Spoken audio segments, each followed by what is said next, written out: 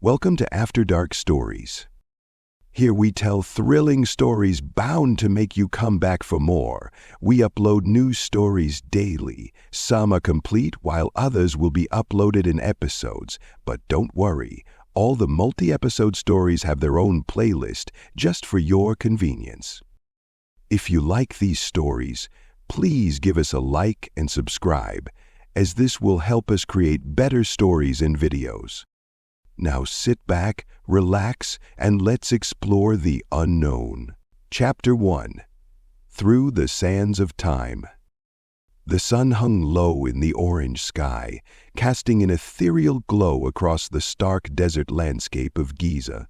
The scent of sweat and stone mingled in the air, heavy with the weight of toil and labor. Among the workers, men and women bound by their fate to the stone that would rise as a testament of power and eternity, a young woman named Aset moved with a quiet determination. At 23, Aset was not just a laborer, she was a dreamer caught in the harsh realities of life as a slave in ancient Egypt. The rhythmic thud of chisels striking granite echoed around her as hundreds of hands carved the body of the Great Sphinx, a colossal guardian meant to watch over the Pharaohs' eternal resting place. Her skin glistened under the midday sun, forming droplets that dripped down her back as she worked, her fingers calloused from years spent laboring in the scorching heat. Aset often thought of her childhood, a time before her life had become a succession of days defined by work and struggle. Born in the north and brought to Giza under harsh conditions, she had been groomed to serve the grand designs of her masters.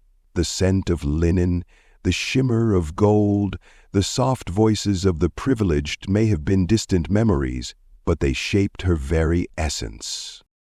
Yet, as she stood there, surrounded by the hum of labor, her heart filled with a complex mixture of resentment and pride. A just-weighted stone fell hard to the ground, sending a tremor through her being as she thought of the grand vision behind the Sphinx. It was not merely a monument, it was an embodiment of divine power, a bridge between the earthly realm and the heavens, symbolizing protection and grandeur. Despite the hardships, Aset often ruminated on the stories her parents had told her about the gods and the creation of the world. She could still hear her mother's voice, rich and soothing, reciting the tales of the sun god Re as he battled the serpent Apophis to bring light to the world. To Aset, her mission felt like a sacred contribution to a greater purpose, as if with every stone she helped carve, she was etching her name into history. Chapter 2. Bonds of Blood and Stone. But even in her reveries, the perils of her existence loomed large. Stolen glances were exchanged among the workers, peaceful glances which carried tales of the overseers, men bolstered by fear and wielding their authority like a shield. Their sharp eyes, like spears aiming to catch any who faltered, hovered over Aset. Despite her agile body and nimble fingers, she would have to be cautious. Every so often, she would steal away during breaks to talk with her friend Ankh, a boy who shared her fate. His laughter was a balm to her weary spirit, a reminder that even in the throes of servitude, laughter could rise like dust underfoot. They would exchange dreams of freedom, envisioning lives outside the labor camps, where they could walk freely beneath the stars, free of the burdens of their past. Yet such moments often came at a cost. One sweltering afternoon, while Aset shared a small morsel of bread with Ankh, an overseer spotted them. With a scowl that twisted his face like the jagged rocks they toiled against, he advanced towards them, a whip coiled at his waist. "What is this?" he barked, his voice like thunder causing heads to turn. "Slaves don't rest, not while the Sphinx is half formed." The weight of that word transformed their laughter into silence.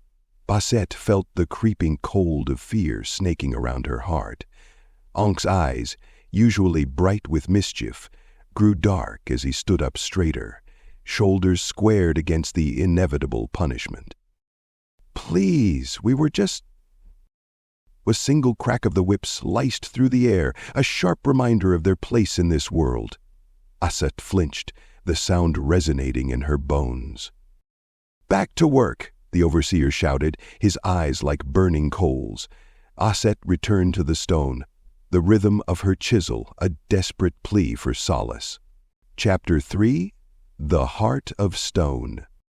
Days turned into weeks, and Aset's body became a tapestry of scars earned from relentless labor under the merciless sun. Yet she clung to hope, her spirit flickering like the flicker of candlelight against the oppressive darkness of bondage. She found solace in the artistry of her work, the delicate forms emerging from the rough granite. She found a part of herself in the curves and lines of the sculpture, her own existence intertwined with the stone. During the rare moments of freedom offered to the workers, Aset's heart would race with excitement as she joined her friends in the shadows. They would gather near the Nile, feeling the cool breeze soothe their sunburnt skin, celebrating the small victories of survival with stories and song. But life was not just laughter and dreams. It was marred by the despair that haunted them. The desert winds whispered tales of those who had succumbed to the rigors of their labor, bodies buried beneath the sands, forgotten like shadows in the sunset. It was a fate none wanted to speak of, yet it hung over them like the reaper's cloak. One evening, as the sun dipped below the horizon, casting an amber hue over the Nile, Aset discovered an ancient stone tablet hidden among the reeds. Dusting it off, she marveled at the intricate hieroglyphs, a language of the past calling out to her. Suddenly, she felt a connection, as if the ancients themselves were urging her to remember their stories, to find strength within them. In that moment of revelation, Aset vowed that she would not just be a worker lost in the sands of time, she would become a voice for her people, a vessel for their tales. Chapter 4: The Day of Reckoning. Weeks turned into months, and the Sphinx continued to rise, a mighty figure taking the landscape. Its stone visage began to reflect the light of Ra, casting ethereal shadows over the workers who labored in its existence. Aset's resolve strengthened with every passing day, and she found herself quietly organizing her fellow slaves, sharing knowledge, stories, and dreams of freedom. But their whispers were not without risk. One night, while they secretly gathered by the Nile, an overseer caught wind of their plotting. With a heart full of anger and revenge, he sought to punish the discontent among them. Amidst the panic, Aset stood firm. "We are not just stones. We are flesh and blood, dreaming of a life beyond these chains," she shouted into the night, her voice carrying the emotions of all those who had suffered in silence. The others rallied around her, emboldened by her words, their shared pain morphing into a fierce determination. That night, when the moon hung low, they decided to stage a rebellion, a desperate attempt to break free from the shackles of oppression. They would not simply be the forgotten shadows of the Sphinx. They would rise against their oppressors, uniting in a shared destiny. Chapter 5: The Final Stand. Under the veil of darkness, Aset and her companions seized their moment. As they moved like phantoms across the sandy ground, adrenaline coursing through their veins, the ground shook beneath them, echoing the heartbeat of the Sphinx itself. It was their chance to reclaim their identity, their existence, and their future. But as they approached the overseer's tent, they were met with fierce opposition. An army of guards awaited them, eyes steely, ready to quell the uprising before it could ignite. "Return to your places, or face the wrath of the Pharaoh," a guard yelled, the threat hanging heavy in the night air. Fear could have silenced them, could have returned them to the obedience of stone. But Aset's fierce spirit ignited a fire in her companions. "Fight for your freedom," she cried. "For every wound suffered, for every blow received, we will rise as one." The clash that followed was primal, a struggle woven into the fabric of history, the battle between the oppressor and the oppressed. Aset fought valiantly, her spirit unyielding as she faced the guards. But as the skirmish intensified, the cost of their rebellion became apparent. Bodies, once filled with vibrant dreams, now lay upon the sands, quiet and still. Despair clawed at Aset's heart. The realization that their fight for freedom might be short-lived loomed over her like the impending twilight. Chapter 6. The Weight of Choice. The chaos loomed larger, and in the midst of uncertainty, Aset faced a choice: to continue fighting or to flee into the darkness of the desert, into the unknown. With every heartbeat, she recalled the stories of her ancestors, the tales of resilience echoing through the ages.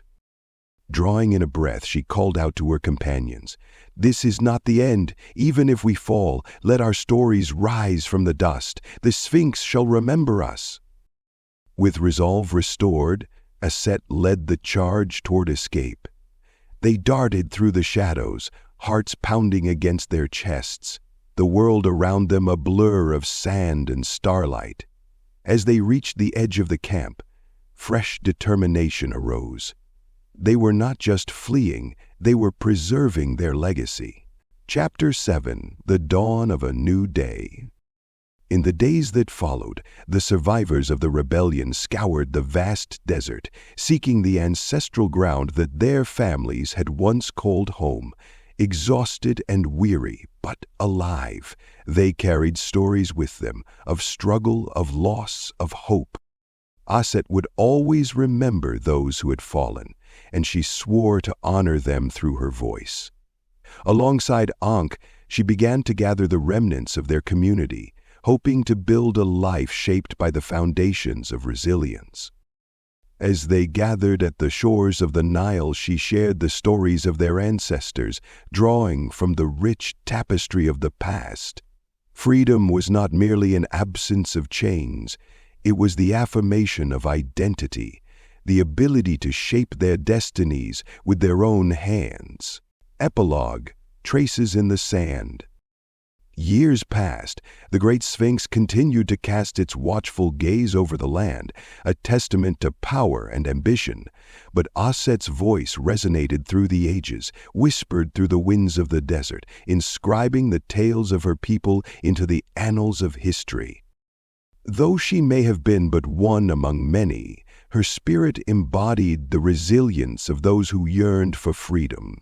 The sands of time were merciless, but within their shifting bounds lay the roots of tales untold, stories of Aset and the countless others who had carved their legacy into the very essence of Egypt. And as the sun rose each dawn, its rays illuminated the Sphinx. It became not just a figure of stone, but a monument to every whisper of resistance, every tale of hope, a reminder that even in the face of oppression, the human spirit could never be truly buried beneath the sands of time. If you like this video, please like and subscribe. This will really help the channel grow. Always stay safe, but most of all, stay curious. Until next time.